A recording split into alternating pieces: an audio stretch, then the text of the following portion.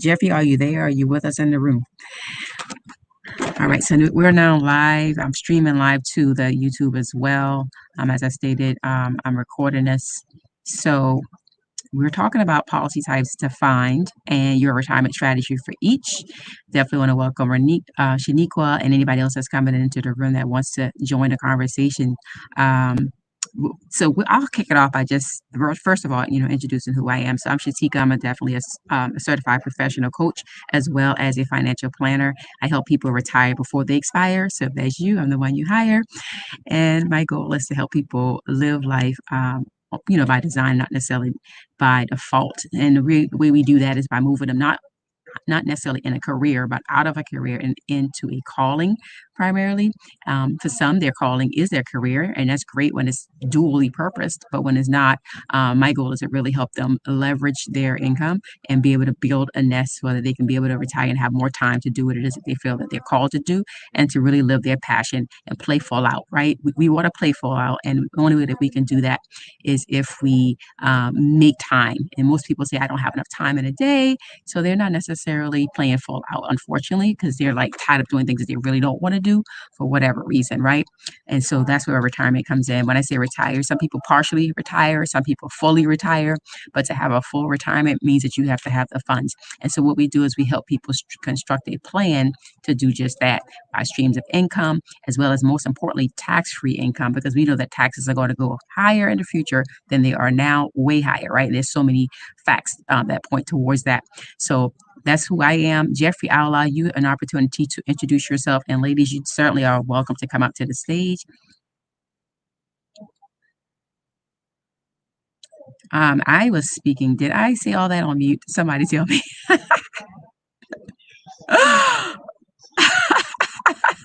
That is hilarious. Oh my goodness.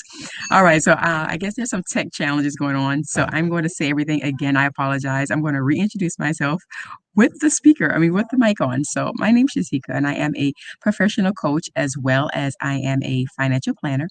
And I help people retire before they expire. So if that's you, I'm the one you hire. That's kind of my slogan, but not to be salesy this morning, right? This is TGIM. I want to help people level up in terms of moving towards their retirement goals. Now, most people don't really do that because they don't know how to do that. And so myself, Jeffrey, and I know Shaniqua could definitely help as well in terms of that. We all are into financial services. We just want to come here and just share some tips and some strategies on how you can do that with tax-free income and not necessarily just income that, that's going to be taxed heavily in the future, because we already know the taxes are going to go up in the future. And so the goal really is just to be able to talk about some of these policies, what they mean, what they do for you. Most people don't understand them. They don't even know how to read the policies they have. They don't even know what they have, right? A lot of people. And so the goal is to really just educate, empower, and enlighten as it relates to different types of strategies. And we know that the way to get to tax-free retirement income primarily is going to be through some type of life policy over any other retirement vehicle that's out there. And so that's a little bit about who I am and what I do. I'm gonna let Jeffrey introduce himself. Anybody else on the stage that want to just go ahead and introduce yourself while we're in here? Maybe you want to talk about your win, and then we're going to jump right into these policy types and really deep dive into that.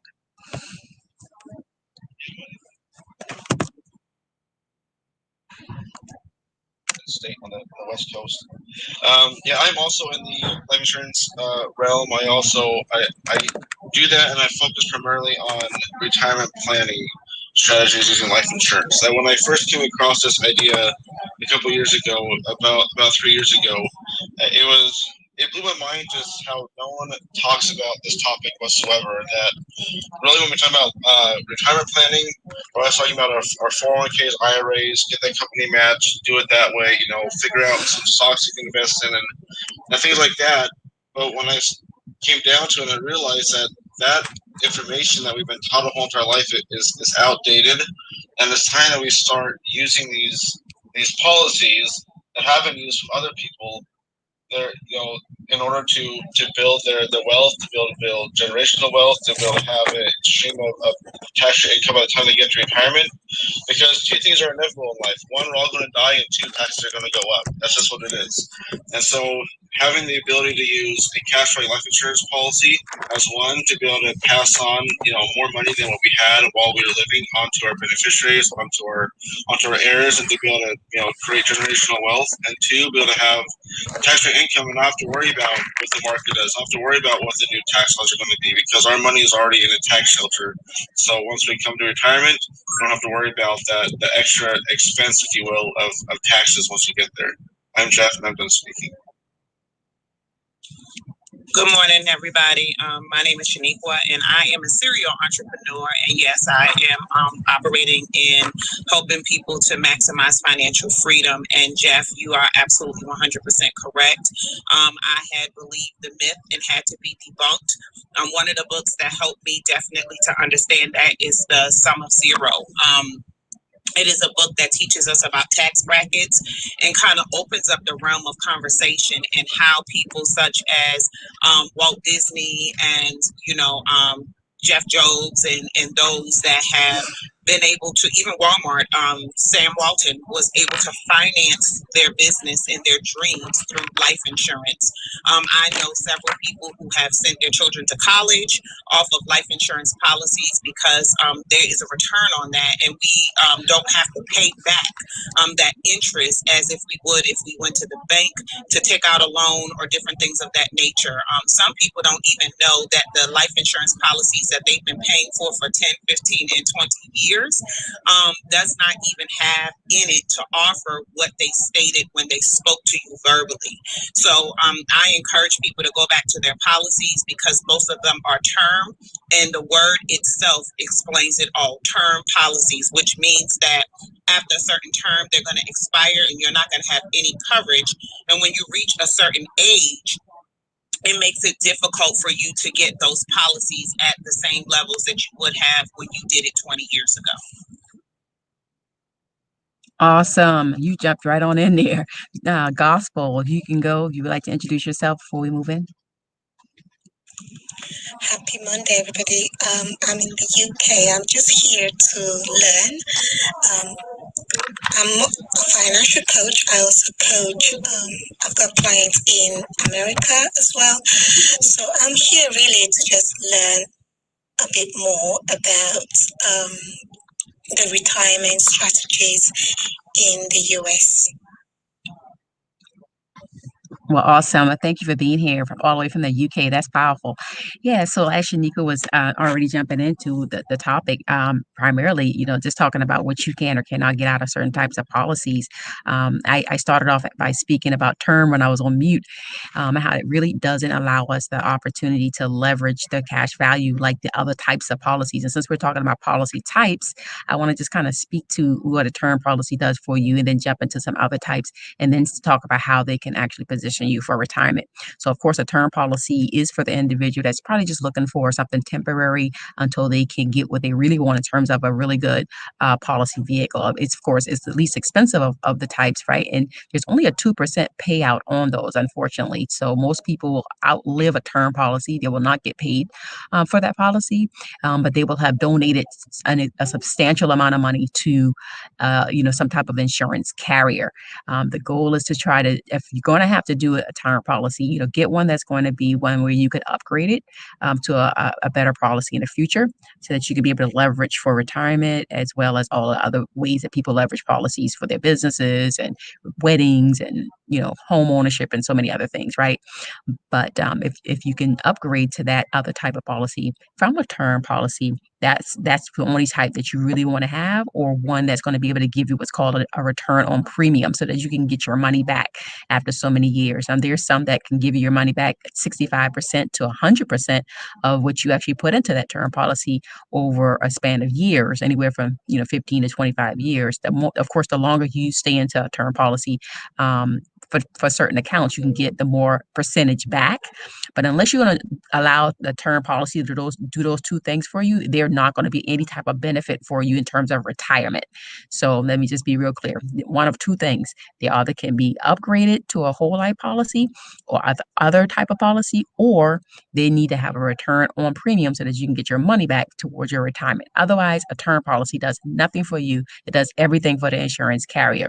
Any comments before I move on to the next type of policy? Yeah, I think it's important to know that they're kind of two different areas where you're going to be getting these. Is one, you can go find a a term all by yourself just through some life insurance provider, and the other one is you can get it through work. So a lot of times that a work will provide you a free policy. A lot of times it'll be equal to your salary that you have inside of whatever job you're having. That's what you get. So as long as you work at that company, you have it. But as soon as you leave, then now it expires. And you have to find either another job that has that term policy, or you have to find that policy on their own. I have found that they're through me personally, I do have a quote permanent term type policy through because I'm a veteran, and I was able to get a veteran's term policy which won't ever expire until I cancel it. But that's kind of a more of an exception to the rule. And the reason why term policies are so cheap is because insurance companies have no intention of paying out because it is going to expire before most people, you know, uh, pass away. So that's why they're going to expire. When the term will lapse, 60, 65 years old, and after that, I have to find some other sort of coverage. So we'll get into permanent policies, but that's why they're so cheap. It's because the insurance company has no intention of paying you out because they anticipate you living longer than the term is set in place for us. Very good point. Their term policies and every employer, they come with a package primarily. But when you think about even the government, there's a lot of great government jobs, and people say all the good government benefits and even the military benefits. But what they don't understand is those policies are what type of policies they have with those, right? They're just term temporary, and unfortunately, they're just not going to give them what they need in terms of the retirement. Now, let's move into some other types of policies that's out there that's primarily what people are actually using for retirement. So, of course, there, what's called the VUL or the Variable Universal Life Policy, where that's one that is basically based on what the stocks are doing, right? And so, as they increase, that's more money into that policy. The unfortunate thing about a variable universal life policy is that there's some risks there, right? So, unlike an index universal life policy or a whole life policy, there is no risk. There can't be a loss. The floor is zero, right? And so just looking at variable universal life policies versus, a whole life policy versus an index universal life policy. And then you also have what's called a guaranteed universal life policy, meaning that your death benefit is guaranteed. The difference between that and the other policies that I've mentioned is that, your death benefit is not guaranteed, right? Of course, the whole life it is. So you have your whole life and your GUL. That the death benefit is guaranteed. The index universal life policy, it is not, but it's highly likely, right? Like it's like a 99.9% chance that you're going to get a payout as long as you just fund it properly. And that's where most people get into trouble with these index universal life policies. And you may have some negative comments about it because most people don't understand that there are some fees in there. But the fees are actually fees that you're paying to ensure that you have the highest cash value that you can get in a policy. That makes sense, right? So an index universal life policy is going to give you a tremendous amount of cash value. And that's why most people that know about them want those specifically for, retirement, right? Because they're looking for their cash value to build up and be able to be an income that they could fund their retirement with in the future at a tax-free rate. And so that is why most people look at index universal life policies. Unfortunately, not everyone can fund them in the latter years of the policy. And that's when the costs can accrue a little higher and not be affordable for some, but not everybody, right? So it's really about understanding what you have in terms of that product and beginning with the end in mind and being able to see an actual offer, right? So the illustration does not show the expenses, but the offer does. So I know Shanika had kind of touched on it a little bit, but you want to make sure that that policy is going to be one that's going to allow you to be able to have that freedom that you're looking for in terms of the income in the future. So if you're looking for cash value, IUL is the route to go. If you're looking for security, the whole life policy is the route to go. If you're looking for a death benefit and not necessarily retirement, the guaranteed universal life policy is the way to go. So I just wanted to give a quick synopsis of each of those, and then if you guys have anything to add. Well, Shateka, when we were talking about policy types and defining the retirement strategy, one policy we talked about term, but we didn't talk about mortgage cancellation, which is one policy people plan into their retirement that doesn't give them a full benefit off of that. If you want to kind of dip into that. That's exactly right. I think people get confused with these policies and what they actually can do. Mortgage cancellation policies are the ones that really does help the mortgage lender and not necessarily the individual that has those types of policies, right? So if you default on paying your mortgage, then that's going to be one that they are going to benefit from, because at least they can secure their mortgage getting paid. If for some reason you default on the loan, you can do what's called a rider on your actual policy for disability, in case you for some reason are not able to pay your policy for whatever reason, or you can do what's called a disability insurance, right? So a total different type of policy. So if you cannot pay your mortgage or those types of things, it'll kick in and pay your mortgage for you. That's different than you got to know what type of policy you have. So there's two types. There's one that benefits the mortgage company, and then there's the disability that says that if you can't pay your mortgage bill, we will pay you for that. That's totally different than having that rider for a mortgage. Some type of mortgage rider that's not for the customer or the client. That's really for the mortgage lender. Am I answering that question for you, or covering it like you need it covered? Yes. Okay, perfect. Yeah, and there's a lot of myths out there when it comes to insurances and what they can do. Let's talk about even just the accidental one, right? So people think that they have an accidental policy and that their death benefit is going to double. It is not going to pay out at all unless you actually die in an accident, i.e. a car crash, a helicopter, plane or something. You have to be at an accident for those to actually pay out. And the banks send them a lot. You'll see them coming from a bank, or something, usually.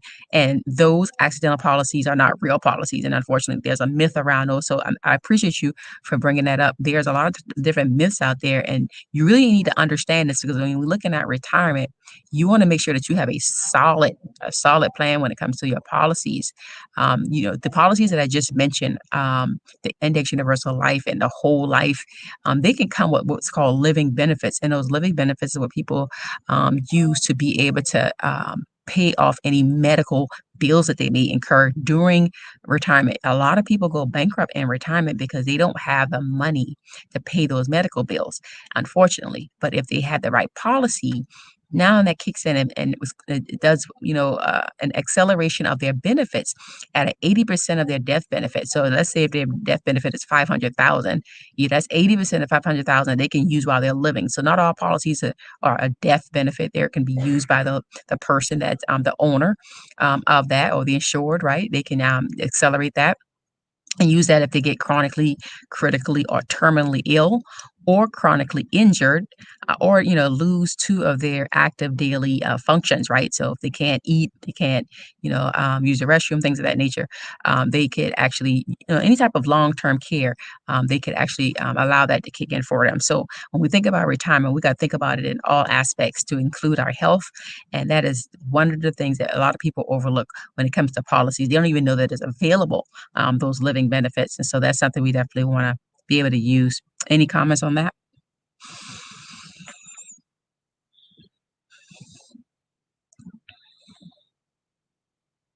So, Gospel, you're here. Tell us a little bit about your UK experience and what you guys have for retirement in terms of do you have policy types that help your clients with that?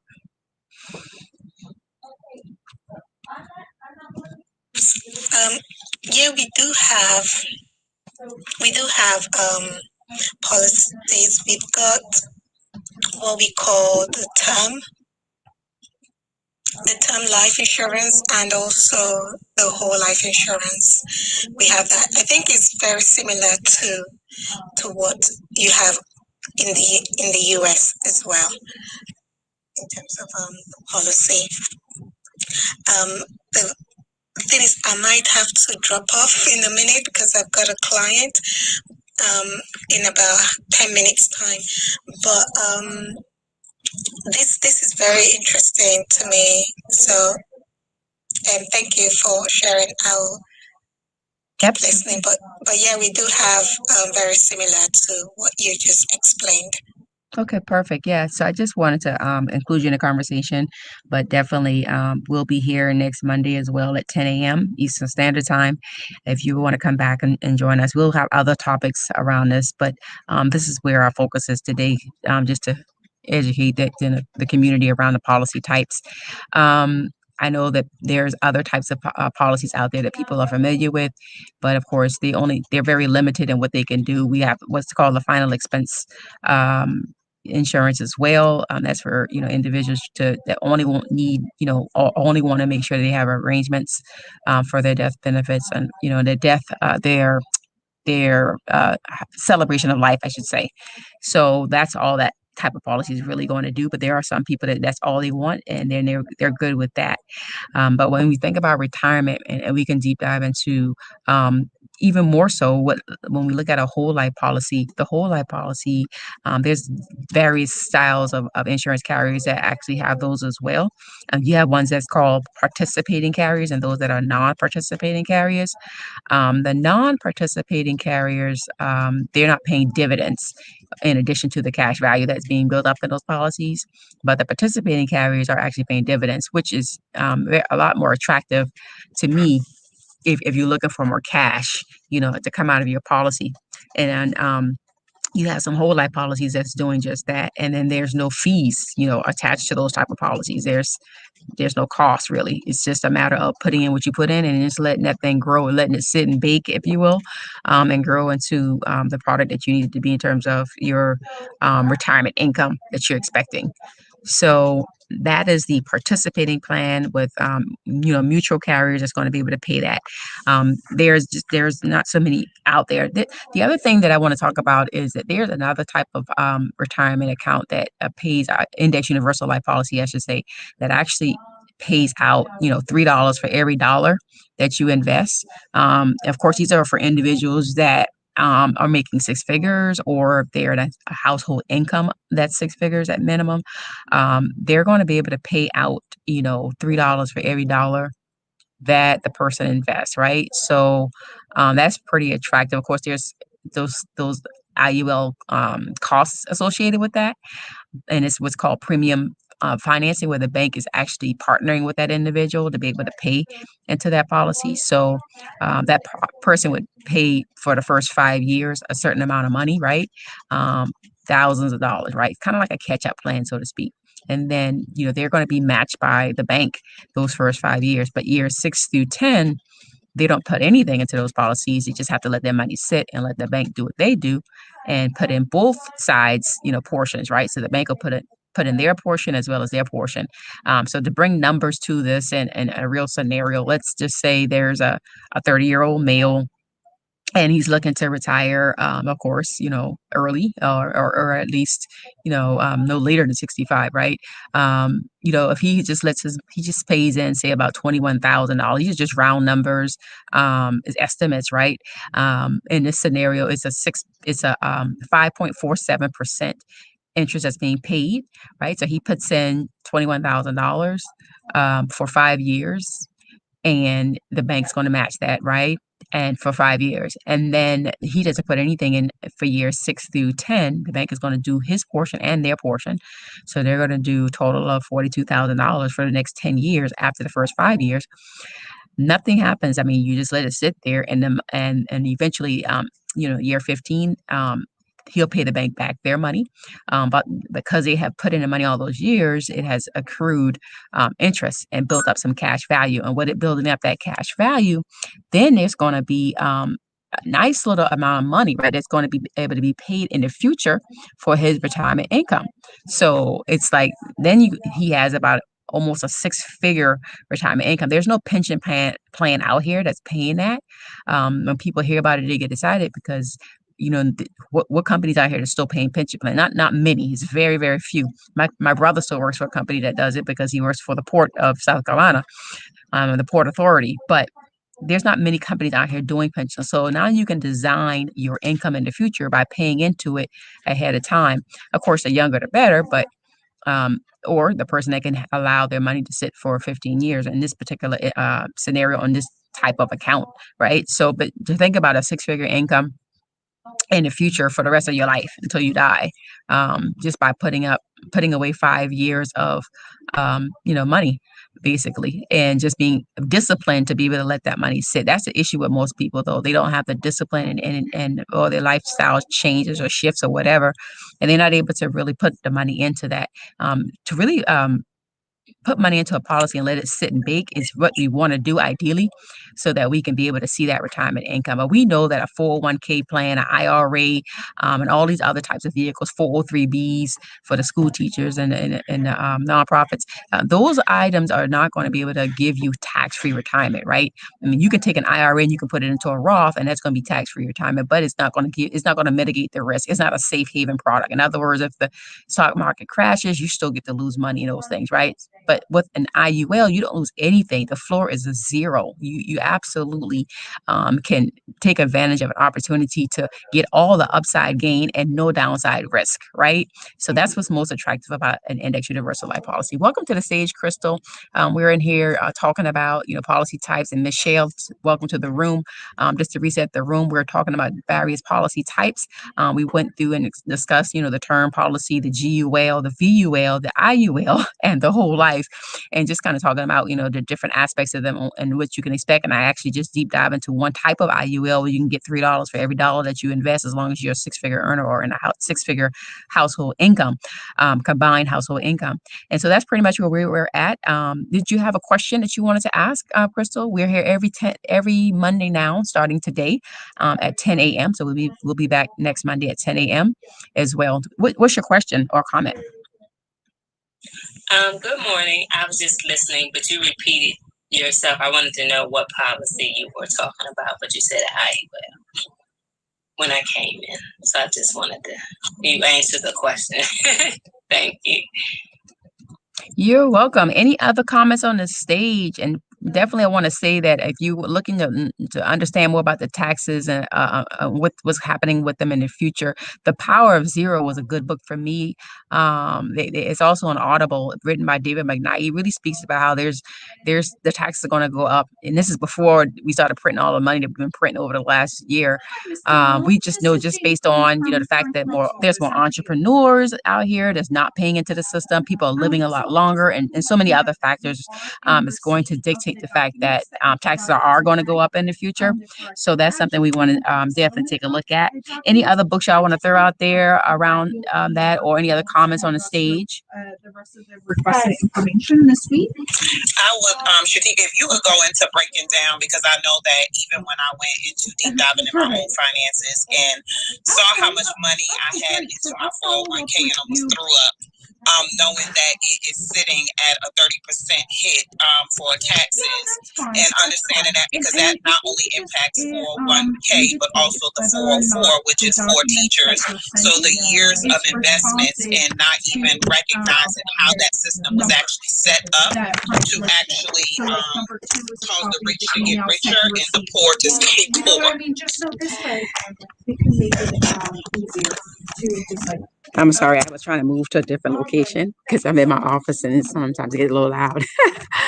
But basically, you're right. It's really catered for the rich to get richer and the poor to get poor, because we don't understand. The rich does not put their money inside anything that starts with a 4. They do not put their money in anything that starts with a 403Bs, 401Ks. They ideally put their money into some type of a policy, and that's how they're able to circumvent paying taxes. And I'm talking about even for business taxes. I'm talking about, people that are looking to build businesses, small business owners. This is one great way to become the bank of your money. When you hear people talking about becoming the bank, this is the way to become the bank, right? How? Because you don't have to, when you take out a loan or you take out a credit card, you're going to pay back a lot of interest, right? Or some type of interest. When you take out a loan out of your own policy account, it depends on what type of policy you're in. They can range anywhere from 2% to 5%, but still is your money. And then you don't have to pay it back if you don't have to, because it just comes out of your death benefit, right? If for some reason you can't pay it back. So you can become the bank of your own money by putting in money that benefits only you or your community or your family, if you want to be the bank for your family. But yes, the 401k plan, it's definitely susceptible to paying taxes as well as risks because of the hits in the market. And ideally, the people that are the people that are actually managing the 401k plans, they're human, right? And they can't project the future. They can't offer any guarantee. Unfortunately, the 401k plan does not have guarantees like an index universal life policy. So you want to at least look at something that has a guarantee. And that's for ideally what I don't know about you, but I'm into guarantees these days, because we're not getting younger, we're getting older. We want to make sure that our money is going to be right when we actually retire. So yeah, that's a great comment about the 401k plan. Any other comments about that? Yeah, so I'm working with a client right now he was 62 years old, here in his retirement age, has $2 million in assets. Most of it is tied up in stocks and 401ks. And it's not going to produce him a very good income. He's making over $200,000 a year, and his retirement is going to be a good $140,000 less than that every single year for the rest of his life, and it's just not good. And so that's really what we're getting into, is that we think about these plans, and then once you get to retirement, they're realizing that my retirement is actually terrible. I've got to downsize. If I don't pay off my mortgage as fast as I possibly can, I've got to downsize. I don't have my livelihood is going to be a lot worse than what it was when I was working. So now I'm working with this person to be able to move his assets from his current allocation into an IOL policy that we'll be using his family to do that with. And so by moving the money from one vehicle to another, we were able to double the amount of dispensable income that he's going to have in about 3 to 5 years. And all we've done is that we're going to be working on doing a proper tax strategy and moving that money over into a separate vehicle, and now we're able to provide him a six-figure income versus a somewhere between $40,000 to $60,000 a year income. And it's pretty amazing that when we start talking about these policies and using these real world examples of that the main reason why these 401ks, IRAs don't work is because of the loss that you incur inside these policies, and loss equals time, and that's time lost. And so when you have these policies where you have a 0% floor, they're able to do what up to what the market does, up to some sort of a cap, and then you're able to take those policies and ride it out over the long term. That we're able to, in a public structure IOL, we can get up to about 8 times the amount of dispensable income by the time we get into retirement, which is already double what you can get inside of an IOL. And if done properly, you can get up to 15 times the amount of dispensable income over your IRA or 401ks if done properly.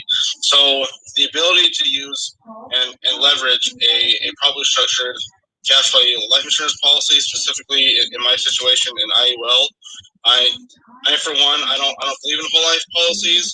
I will never sell someone a whole life policy. I will always do an IOL if they're able to do it. Just because long term, I've always found that people always want more in retirement rather than less. And probably structured IOL will be able to get them more income in retirement than they would a different route. And so that is what I do. It's just pretty amazing what we're able to do with a probably structured cash value life insurance policies to be able to really change someone's life, whether it is now or when they reach retirement age. I'm Jeff, and I'm done speaking. Well, thank you, Jeff. Just to reset the room really quickly, we are here now, starting today, 10 a.m. Eastern Standard Time on Monday mornings, to speaking about all things, retirement primarily. Welcome to the stage, Ruff. Definitely good to see you in the room. I haven't seen you on the stage in a minute, personally, but definitely we've been talking about like different types of policies, and I know that you're a financial services provider as well, and we just kind of comparing and contrasting. But Jeffrey, you just said something. You said you wouldn't sell a whole life policy. You said that that an IUL policy is what you're seeing the biggest bang for the buck in terms of retirement and having a satisfied client. So IULs have the safety of not having loss, but they have all of the upside gain of being able to, be able to pay out, receive more, right? And so I can understand that.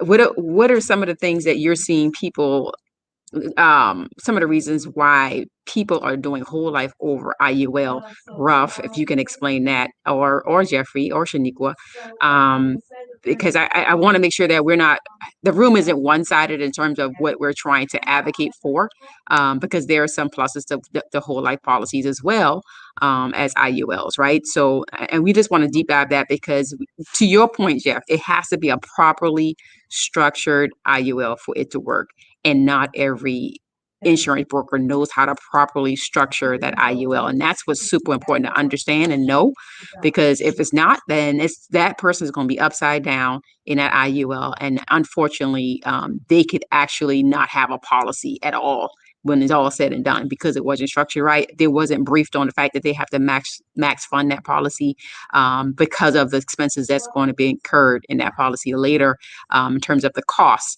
So let's talk about that a little bit more so that people are really informed on what an IUL can do for them, but they have to know the big but, right? So, Ruff, if you want to expound, since you're on the stage, you're definitely open to do that.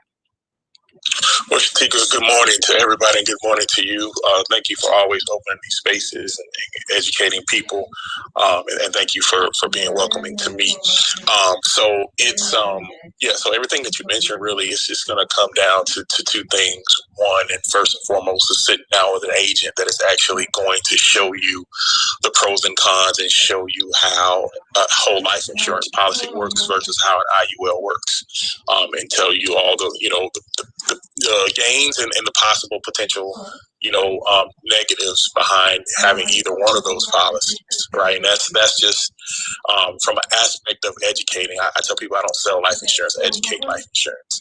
And, I don't mind telling anybody, hey, this one is going to do this because of this reason, but, here's what you lose, right? So in the end, when you're comparing the two products, a lot of people will go with the whole life. When you start looking at the aspect of an IUL being structured properly, just because of the cost and just the sure shot guarantee, right? And then, also with the IUL, there's some guaranteed components to it. But you come out on the better end, like you stated earlier, when you overfund or max fund an IUL. And some people, and I'm not sure of everybody's qualifications on the stage, if everybody's insurance agents or not. But when you're just fundamentally, when you're talking about that, the IUL gives you more control over how much money you're going to put into your policy versus a whole life. Like whole life is the price. When you it's based on how much coverage you get, and it's the price, and you're gonna pay that price. When you're looking at the IUL gives you more flexibility with how much money you're going to put into it. And here's what I found, and I'll mute my mic. So a few years ago, and it's something I uncovered that life insurance agents were doing, and it's something that was giving life insurance agents a bad rap. Got on the phone with a lady who came to me through a referral. She was ready to close a deal with another life insurance agent. And she came through to me through a referral. She said, "Okay, before I do this, let me talk to Courtney Ruff, because he's come highly recommended. Not to toot my own horn or anything, but this is how the story went." So she showed me that she was getting $250,000 IUL, and she showed me the cost of it. And I'm like, at her age and her health and stuff like that, and I'm like, it just doesn't seem right. It's just something's a little off. So let me take a look at the illustration with you. And when I looked at the illustration, she's, I think, 40 years old, and her policy was going to expire when she's 70.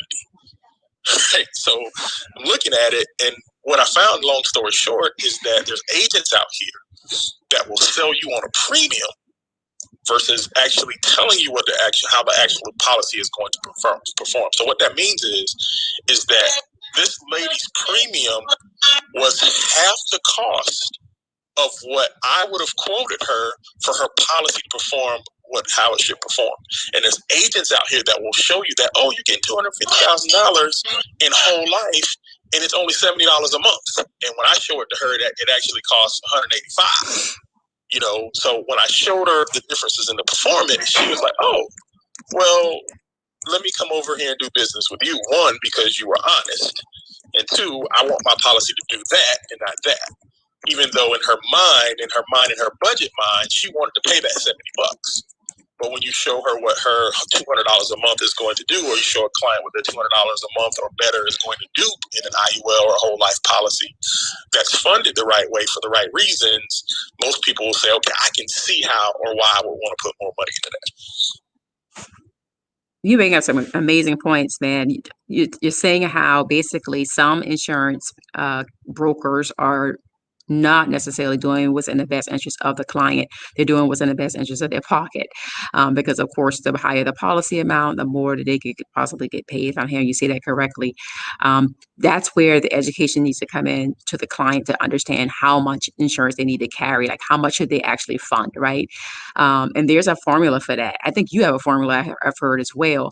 The formula that I've been taught and we use is the DIME method, right? So understanding, the D for, and we're just spelling it out as an acronym. The D in the DIME stands for debt. Like how much debt do you have? Because you want to make sure that your policy can cover your debt. And that could be a lot of different types of debt, right? Your income, how much income do you have? And understanding that, if you were to die, how many years of income would you want your family to be taken care of? For rather it be 5 years, 10 years, or whatever that number is different for everybody. But understanding that you multiply the amount of income that you have times that many years, that's how much coverage you want to have as well. Of course, the M stands for mortgage. If you do have a home, making sure that home was paid off in the event that you expire. And then the E stands for education. If you have children, do you want your children's education to be covered? How many years of education? Well, $25,000 per year on average per child, right? Times 4 years. So you want to have that amount of coverage. And when you look at that DIME method, that tells you how much coverage you really need to have. Anything above that might be a little more excessive. But any comments you have around that? And then I'm going to talk about the MEC. The MEC is actually, it's a modified endowment contract, right? Which means that you can fund your policy up until that amount until it becomes a taxable event. And then they're going to say, the government is going to say you need to pay tax because now this is turned into an actual investment and no longer a policy. And so that's where, the rich they understand the MEC. They understand they can max fund a policy and accrue as much cash value as possible without it becoming a taxable event. And that is how they are beating the system, Shaniqua. I know you mentioned that earlier. How is the rich doing what they do, these policies? They know that they got until a MEC limit that they can put money in, and they're going to stack and stack and stack. And that's where they're investing, because who can invest money better than anybody? The insurance carrier. They say buy term and invest the rest, but the insurance carrier know how to invest really, really well. That's why banks put their money inside a policy. That's why a lot of business owners put their money inside a policy, because they know that their money is going to compound. And there's a difference between compounding and simple interest growth. The bank is only going to simple interest grow your money. You want compounding money. In other words, you want your principal as well as the interest to make money for you, right? For both of those to grow. And that is compounding. That's the difference between compounding and simple interest. But I'm going to stop and let Ruff say any other comments that you have. No, I'm pretty good. I mean, that DIME method works just as good as mine. It's simply the same thing. Go ahead and jump into the MEC. That's something. Again, you touched on some things there about how much money can you actually put into your policy before it becomes taxable. And once it becomes taxable, that's it for it. It's taxable the whole time. So, but go ahead with that. I'm definitely here to help support on that.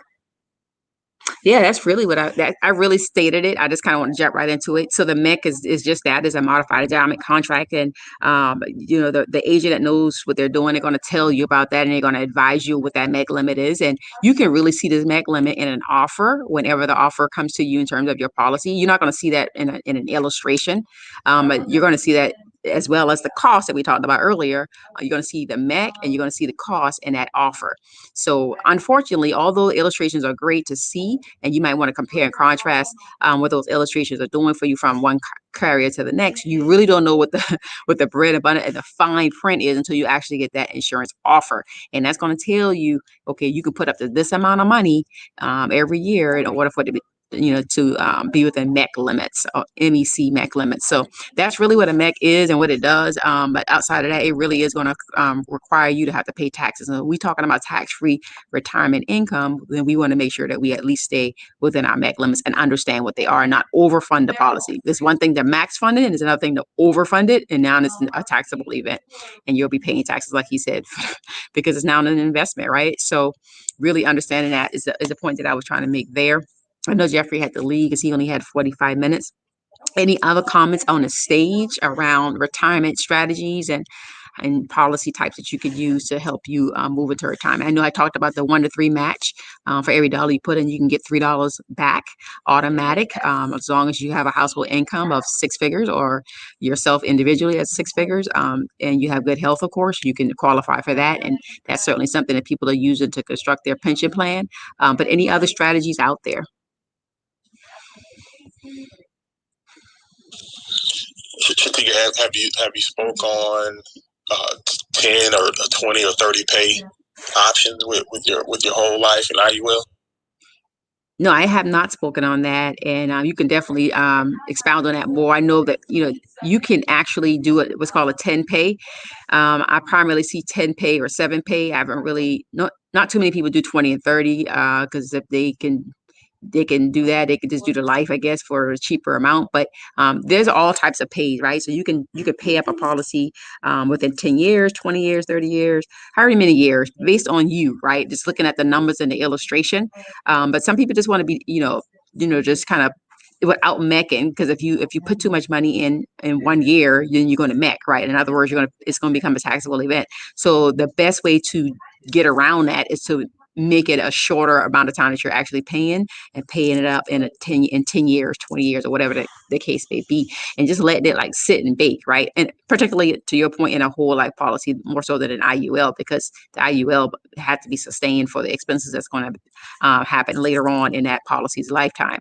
But yeah, for a whole life policy, you can actually really just put into it, 10 year, 20 year, 30 year, and just let it sit and let it do what it do, right? If it's a participating insurance carrier, they may pay dividends on that. So you still winning, right? Because you've paid it up within 10 years for the most part, and you just let it sit. You can pay $60,000, $70,000 within 10 years instead of 1 year, and causing it to mech, right? So good point with that, because I find the 10-year policies to be very attractive. Just pay into a policy for 10 years and don't have to worry about it the rest of your life. It's a permanent policy. It's always there. It's always growing. It's basically double compounding whatever is in the cash value, and you can use that for whatever you need in life. And because there's no stipulation on how you can use your money as the bank. So that's pretty exciting to know. So thank you for bringing that up too. That's definitely another way to be able to just max fund a policy without having to worry about anything else.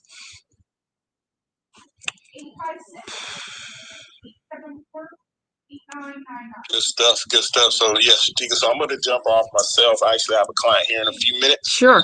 But thank you for joining the room. But if you can come back next Monday and help us out on next Monday at 10, if you're available. We're just starting something new to kick off the week on Mondays at 10 o'clock. And so we're not trying to be long. We're just trying to be strong. But I appreciate the value you bring in the room, Ruff. And thank you so much. Anybody else have any questions? Any other questions or comments?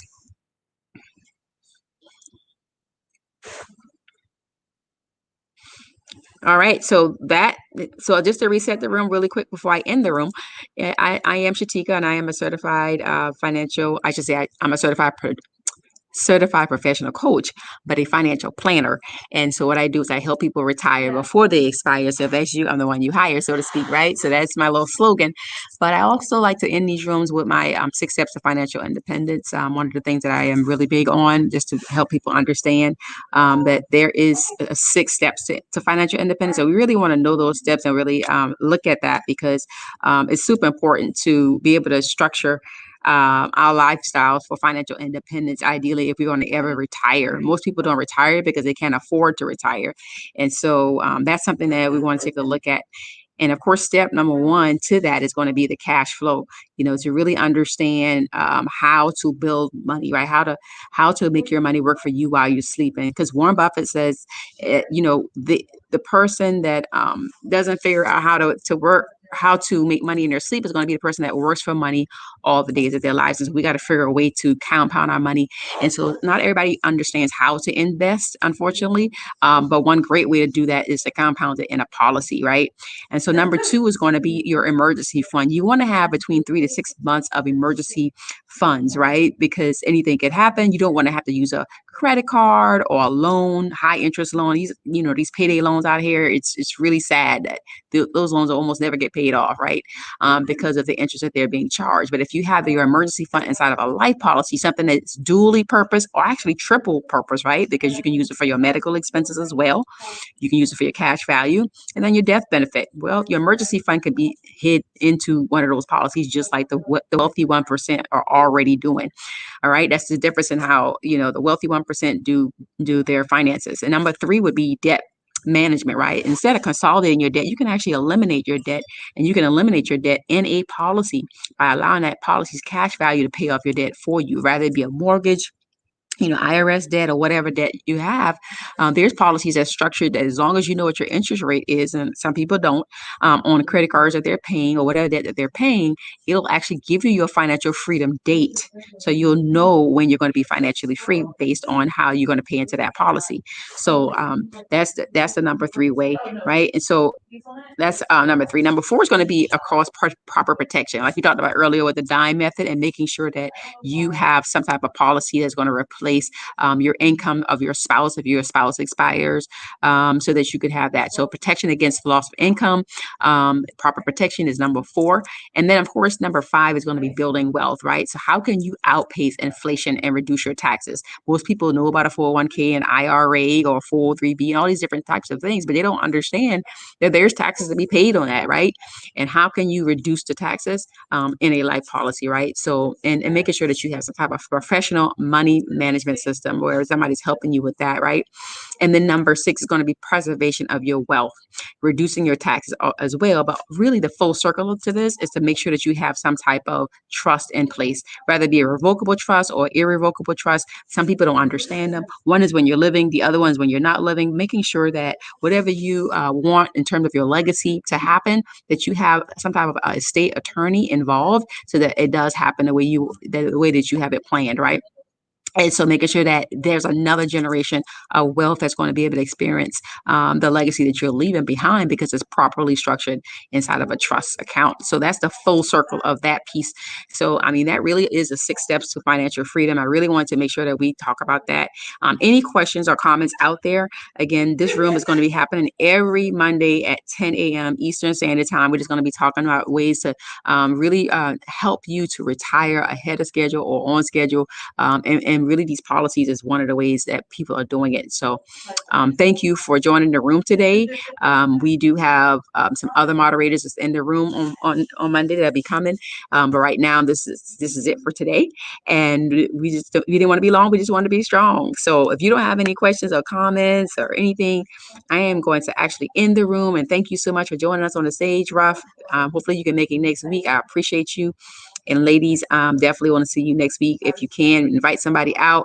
We'll be back again at 10 a.m. Eastern Standard Time to continue the conversation around how you can retire and retire before you expire. All right. So God bless you. Have an amazing rest of your week and go win on purpose.